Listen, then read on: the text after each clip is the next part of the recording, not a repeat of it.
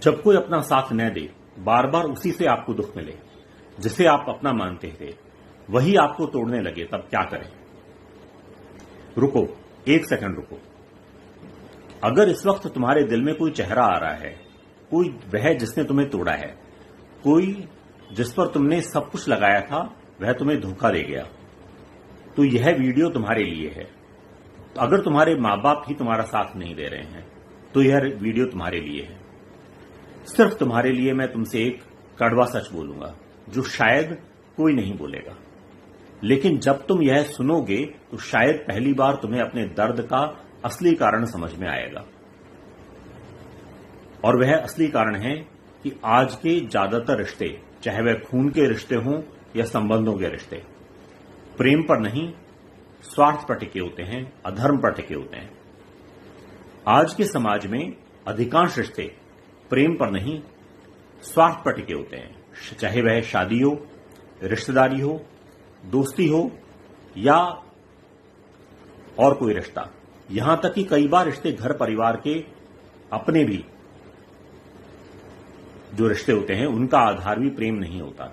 आधार होता है लाभ, मोह, लालच, देहाकर्षण, स्वार्थ। जैसे किसी को धन चाहिए, किसी को देह चाहिए, किसी को सुविधा चाहिए, किसी को सामाजिक सुरक्षा चाहिए, किसी को कमाने वाला साथी चाहिए, किसी को सुंदर चेहरा और फिगर चाहिए, किसी को ऐसा रिश्ता चाहिए जहां जिम्मेदारी कम हो, फायदा ज्यादा हो।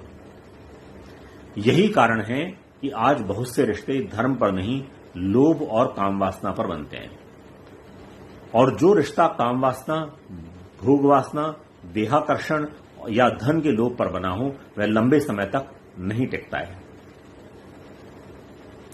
जब तक भोग मिल रहा है रिश्ता चल रहा है, जब तक सुविधा मिल रही है रिश्ता चल रहा है, जब तक उपयोगिता है रिश्ता चल रहा है। जैसे ही लाभ कम हुआ व्यवहार बदलने लगता है। यह केवल पति पत्नी में नहीं होता, यह मां बाप में भी होता है। मां का, बाप का बच्चे से रिश्ता भी इसी पर आधारित होता है। भाई बहन में भी यही होता है, रिश्तेदारों में भी यही होता है, और यहां तक कि ऑफिस में भी यही होता है। जब तक उपयोगिता है तब तक वह आपको अपने साथ में रखेंगे, आपकी भूरी भूरी प्रशंसा होगी। जैसे ही उपयोगिता कम हुई आपका वह आधार ही बदल जाएगा। एक ही घर में दो बच्चों के साथ में अलग अलग व्यवहार, यह आम बात है। एक ही परिवार में किसी अमीर रिश्ते के आगे झुकना, कमजोर को नजरअंदाज करना, यह एक फैक्ट है। उपयोगिता ऑफिस के अंदर भी उपयोगिता खत्म होते ही आपकी वैल्यू खत्म हो जाती है, क्योंकि बहुत बार रिश्ता रिश्ते के लिए नहीं स्वार्थ के लिए निभाया जाता है। और इसी वजह से मनुष्य अपने ही प्रियजनों को खो देता है, क्योंकि जहां प्रेम की जगह स्वार्थ, वासना, अपेक्षा और अहंकार आ जाए वहां रिश्ता जीवित नहीं रहता, केवल उसका नाम भर बसता है।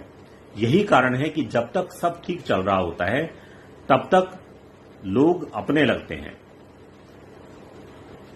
घर वाले भी अपने लगते हैं, रिश्तेदार भी अपने होते हैं, मित्र भी अपने होते हैं, समाज भी अपना होता है। लेकिन जैसे ही जीवन में संकट आता है, बीमारी आती है, अपमान आता है, धन चला जाता है, नौकरी चली जाती है या आपकी उपयोगिता खत्म कम हो जाती है, रिश्ते आपसे दूर होने लगते हैं। संकट के समय में ही यह पता लगता है कि वास्तव में आपका कौन है, क्या वह वास्तव में आपका परिवार है या नहीं। यहीं से गीता की बात शुरू होती है। श्री कृष्ण भगवान अर्जुन से कहते हैं, अशोचानन वचोष्टस्त्वं प्रज्ञावादांश्च भाषसे गतासून गतासूंश्च नानुशोचन्ति पंडिताः। श्लोक 11 चैप्टर 2। अर्थात जिसके लिए शोक करना उचित नहीं है तुम उसके लिए शोक कर रहे हो। ज्ञानी ने जीवित के लिए शोक करता है न मृत के लिए, क्योंकि यह लोक ही मृत्यु लोक है। इस श्लोक में भगवान श्री कृष्ण यह नहीं कह रहे हैं कि तुम पत्थर बन जाओ। भगवान श्री कृष्ण यह कह रहे हैं कि आंखें खोलो, समस्त प्रकार के अंधेपन से दूर हो जाओ। यही सबसे बड़ा सच है। सुनो, ध्यान से सुनो। जब कोई अपना बदल जाता है तो समस्या यह नहीं है कि वह बदल गया है, समस्या यह है कि हमने सही दृष्टिकोण से, सही दृष्टि से उसे नहीं देखा।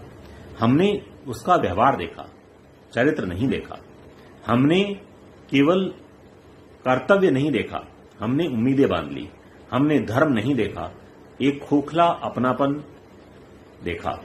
क्योंकि धर्महीन संबंध कभी टिकते नहीं हैं, वे कभी लोभ पर टिकते हैं, कभी कामवासना पर, कभी अहंकार पर, कभी उपयोगिता पर। और जहां संबंध का आधार धर्म नहीं है, वहां निर्णय भी धर्म से कभी नहीं हो सकता। वहां निर्णय होंगे काम से, क्रोध से, लोभ, मोह, मद, मत्सर और अहंकार से। इसलिए भगवत गीता केवल व्यक्ति को नहीं, कुल और समाज को भी अधर्म से सावधान होने का संदेश देती है। धर्म की स्थापना इसीलिए इंपॉर्टेंट है। अधर्मा भी भवात कृष्ण प्रदुष्यंती कुले स्त्रिय स्त्रीषु दुष्टाशु वार्ष्णे जायते वर्ण संक्रय। भगवत गीता चैप्टर 40 श्लोक। जब अधर्म बढ़ता है तो परिवार की मर्यादाएं टूटने लगती हैं। कुल धर्म, जाति धर्म, स्त्री धर्म दूषित होने लगता है, जीवन दूषित होने लगता है, समाज का संतुलन बिगड़ने लगता है। इसलिए परिवारों का टूटना केवल मॉडर्न लाइफस्टाइल की ही समस्या है, बिकॉज उसकी जड़ में अधर्म है। मॉडर्न लाइफस्टाइल की जड़ में अधर्म है, स्वार्थ है, चरित्रहीनता है, असंयम है और शास्त्र विमुखता तो है ही। जब घर में सत्य नहीं है, कर्तव्य नहीं है, संयम नहीं है, तो फिर रिश्ते स्वाभाविक रूप से स्वार्थ, अपेक्षा, तुलना और उपयोगिता पर टिकने लगते हैं। और जब अपेक्षा टूटती है तब मनुष्य कहता है मेरे साथ धोखा हो गया। लेकिन भगवत गीता यह सिखाती है कि हर एक पीड़ा बाहर से नहीं आती। पीड़ाएं दो प्रकार की होती हैं, एक वह जो बाहर से आए, एक वह जो मन से उत्पन्न हो। अधिकांश पीड़ाएं आपके मन से ही उत्पन्न होती हैं। बहुत सी पीड़ा हमारी आसक्ति, मोह, गलत अपेक्षाओं से पैदा होती है। इसलिए भगवान श्री कृष्ण कहते हैं ध्यायतो विषयान् पुंसः संगस्तेषुपजायते संगात् संजायते कामः कामात् क्रोधो विजायते क्रोधात् भवति सम्मोहः सम्मोहात् विभ्रति स्मृति विभ्रमः स्मृति भ्रंशात् बुद्धिनाशो बुद्धिनाशात् प्रणश्यति। 62-63 श्लोक चैप्टर 2। अर्थात जहां बार बार मन जाता है वहां आसक्ति बनती है, आसक्ति से कामना पैदा होती है, कामना टूटे तो क्रोध आता है, क्रोध से मोह और मोह से स्मृति भ्रंश और अंत में बुद्धिनाश होने लगता है। यानी कई बार दुख केवल इसलिए नहीं होता कि दूसरा व्यक्ति बुरा था, दुख इसलिए होता है कि हमने अपने मन को उसके साथ में बांध लिया और उसकी दूरी ने हमारी बुद्धि को ही नष्ट कर दिया। इसलिए जब कोई अपना साथ न दे तो भावुक होकर बिखरना नहीं होता। उस समय में ये मुख्य 5 एक्शन जो धर्म के बेस पर हैं वो लेने चाहिए। पहला धार्मिक निर्णय या पहला धार्मिक एक्शन कुछ इस प्रकार है। तुरंत स्वयं को अपमानित मत करो। बार बार संदेश, कॉल, सफाई, गिड़गिड़ाना, पीछा करना यह प्रेम नहीं है, यह अपने आत्मसम्मान का और विवेक का क्षय है।